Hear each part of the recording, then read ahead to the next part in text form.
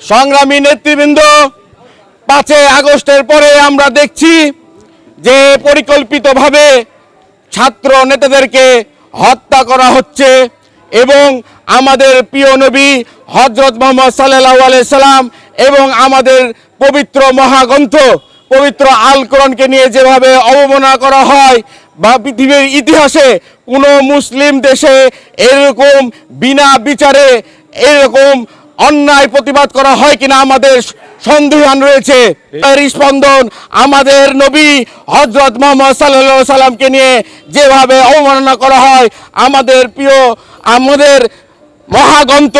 যে গ্রন্থের দিক নির্দেশনায় আমাদের জীবন পরিচালনা করি সেই পবিত্র আল কোরআনকে অবমাননা করা হয়। আমরা তীব্র নিন্দা এবং প্রতিবাদ জানাই এবং ইন্টারিম সরকারকে উদ্দেশ্য করে বলতে চাই, অনতিবিলম্বে এই ইসলামের শত্রুদেরকে চিহ্নিত করে